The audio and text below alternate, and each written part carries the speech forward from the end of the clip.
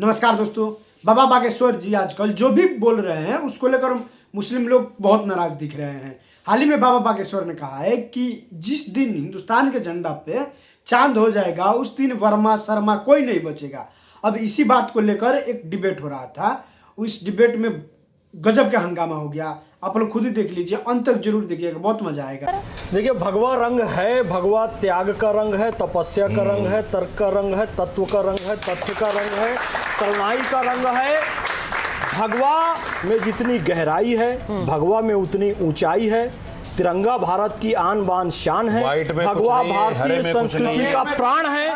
इसीलिए जब तिरंगा लिया गया तो तिरंगे में सबसे ऊपर भगवे रंग को लिया गया, क्योंकि भारत राष्ट्र 1947 से पहले भी था। तो 1947 से पहले भारत का राष्ट्रीय ध्वज क्या था? देश का भगवा था।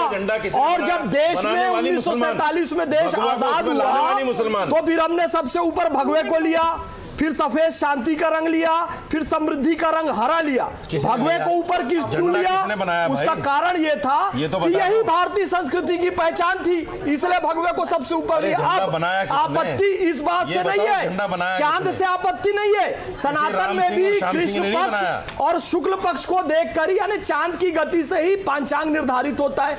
आपत्ति है क्रॉस और क्रिसेंट का जो एक लंबा युद्ध चला। मुसलमानों ने जो कट्टरपंथ फैलाया, ईसाइयों ने जो कट्टरपंथ फैलाया, और उसके कारण विश्व में रक्तपात हुआ।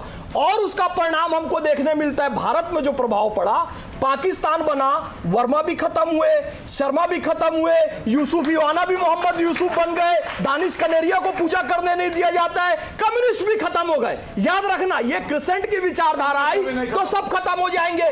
बांग्लादेश से सब खत्म हो गए, आप पाकिस्तान से चले गए, आप कोरिया से चले गए। जहां मुस्लिम डोमिनेटिंग कंट्री आई, कम्युनिस्ट खत्म हो गए। ये ध्यान रखिए। एक हमारे यहाँ कहावत है, सूत न कपास जुलाहे में लट्ठम लट्ठा। हाँ, कौन किसने कह दिया कि इसमें चांद होगा, सितारे होंगे तिरंगे में? किसने, कहाँ का बयान आया? क्यों ये बात पैदा हुई? जानबूझ करके। अच्छा। अगर इन्हें इतनी फिक्र है तो मैं कह रहा हूँ, सबसे पहले तो आंदोलन ये सनातन बोर्ड का लेके चले थे। क्या सनातन बोर्ड बन गया? क्या सरकार से सवाल करें। और आ जाइए, आप बताइए, दो नदियां हमारी बहुत पवित्र नदियां, गंगा और जमुना, क्या आज तक साफ हो सकी 12 साल सरकार में? तो फिर आपने, एक मिनट रुक जाइए, देखिए, बोल, पेट में दर्द हो गया ना। दो नदियां साफ नहीं हो सकी। एक मिनट, तीसरी चीज, एक मिनट, तीसरी चीज, गौ माता पे राजनीति होती। देखिए, बोलने नहीं दे रहे, पेट में दर्द होने लगा। हमें पता था ये बोलने नहीं देंगे, जो मुद्दा है उसको नहीं बोलने देंगे। आप बोलना चाह रही हैं, खड़ी हुई। हाँ, अभी जायद आए हैं। हाँ। जर्मन आए हैं जहाँ पैसा लगाने के लिए। ठीक है। इंग्लैंड से आए थे, पूरी कई सारे मल्टीनेशनल कंपनी आए थे। क्या आपको दिखाई नहीं देता? आंखें आपको तो दिखाई देगा भी नहीं। लाल, जिनकी आंखों में लाल रंग आ जाता है उनको नहीं दिखाई। लाल रंग वालों को नजर नहीं आता। और सुनिए, मैं मुद्दे पे मेरी एक बात सुन लीजिए, सुनिए और पूरी बात कर ले कंप्लीट वर्ड में। अभी देखिए, ईरान की हालत, मैं ईरान से बहुत प्रेम करती हूँ, मैं वहाँ गई हूँ, मैं आयतुल्लाह खुमैनी को भी प्रणाम करती हूँ। वहाँ पे प्रॉब्लम आई, वहाँ पे जो भी चल रहा है मैं इस पे बात नहीं करती हूँ, लेकिन भारत के बच्चों को निकाल के लाए हैं। कहीं भी मुश्किल होती है, ये राष्ट्र लाता है। भारत क्या कहते हैं, भारत राष्ट्र लाता है। भारत के बच्चे बचा के आए हैं, लेकिन हमने भारत इनके बच्चे नहीं है, भारत की जनता इनकी नहीं है। रशीदी जी, ये क्या बात हुई? एक मिनट मैं मुद्दे से भटक गया, उनको जवाब ले लिए तो मुझे बोलने दो ना। मैं कैसे भटका? बोलिए भाई, राष्ट्रीयता की बात सुनिए। आप बोलिए पहले। नहीं, मैं कैसे मुद्दे से भटक गया? अगर मैं जो धीरेन्द्र शास्त्री है, अगर उस पर नहीं बोल रहा हूं तब कहिए।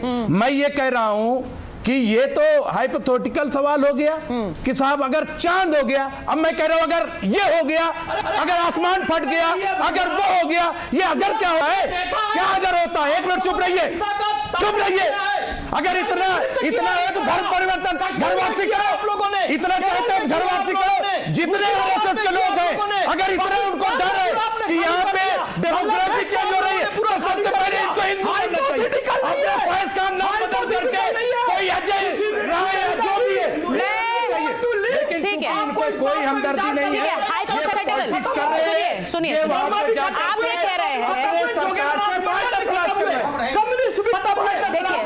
उनका एक मिनट सुनिए, नहीं सकते आप, क्या वो सवाल पूछना चाह रही है? बकवास कैसे छुपा सकते हैं? अपने कट्टर कीड़े मकोड़े खाकर छोड़ी गांधी की तस्वीर के पीछे छुपेगी। अच्छा ठीक है, नहीं बस हो जाइए, शांत हो जाइए, ठीक है। मैं देखिए इस तरह से नहीं और लॉजिकल बात नहीं हो रही है। आप लोग बहुत ज्यादा एक दूसरे के ऊपर पर्सनल अटैक मत करिए प्लीज।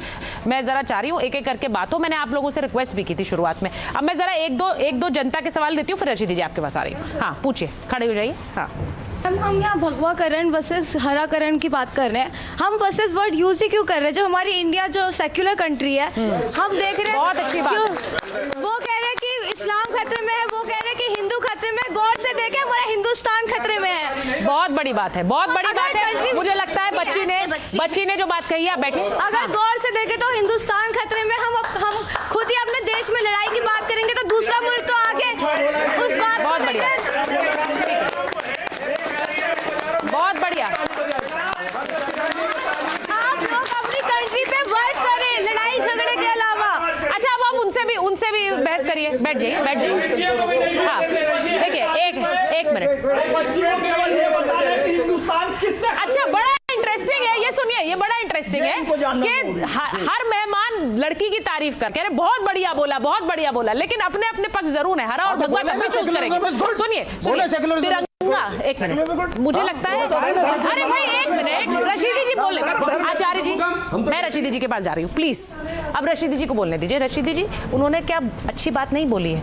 भगवा तिरंगा कब आएगा? देखिए दिक्कत एक चीज की है हाँ। कि जब हम तिरंगे में से एक रंग ले लेते हैं भगवा, तो यहाँ दिक्कत आ जाती है। जब हम हिंदुस्तान में से एक लफ्ज ले लेते हैं मुसलमान, तो यहाँ दिक्कत आती है। सवाल ये है, यहाँ हिंदुस्तान में जितने भी लोग हैं वो देश के नागरिक हैं, ठीक है, और उनके संवैधानिक अधिकार भी बराबर हैं। जितना अधिकार इस हिंदू भाई का है, इतना अधिकार मैं मुसलमान होने के नाते मेरा भी है। संवैधानिक अधिकार कम नहीं है, हाँ। किसी का ज्यादा नहीं है। हाँ, कोई तो फिर ये हिंदू मुसलमान क्यों आता है इस देश में? दूसरी बात आता है, दूसरी बात, भारत माता की, भारत माता की जय, भारत माता की जय। बोलिए भारत माता की जय, बोलिए भारत माता की जय। अभी भारत की बात कर रहे हैं, हिंदुस्तान की बात कर रहे हैं। नहीं तो आपको क्या लग रहा है? एक मिनट आचार्य जी, एक मिनट रुक जाइए, एक मिनट रुक जाइए। संविधान ने कहा है, एक मिनट भारत माता की जय संविधान से आएगी।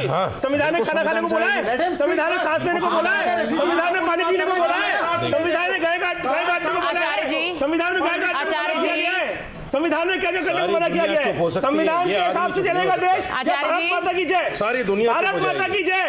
अच्छा एक मिनट रुकिए ना, आप ये चैलेंज क्यों कर रहे हैं? आपको लग रहा है वो नहीं करेंगे? आपको लग रहा है वो नहीं बोलेंगे भारत माता की जय? अच्छा ठीक है, मैं पूछती हूँ, नहीं बोलेंगे? ये मैं दावे के साथ कह रहा हूँ। अगर आपको प्रोग्राम खराब करना है अपने देश आदमी, अरे ठीक है, प्रोग्राम कैसे खराब हो गया? भारत में भारत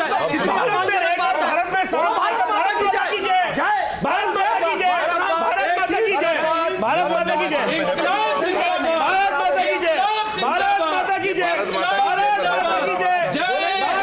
माता की जय, भारत माता की जय, भारत माता की जय, भारत माता की जय, भारत माता की जय, वंदे मातरम। मैं रशीदी जी के पास जा रही हूँ, उसके बाद विवेक जी आपके पास आऊंगी। रशीदी जी बोलिए। उन्होंने आपको चैलेंज दिया, वो कह रहे हैं कि हर मुद्दे पर बोलेंगे। समस्या इसीलिए क्योंकि ये भारत माता की जय नहीं बोल पाते। देखिए देश का, ये देश संविधान से चल रहा है, हाँ, गीता और कुरान से नहीं चल रहा है। ठीक है, ये तो तय है। ठीक है, खत्म, बाय बाय, टाटा, गुड बाय।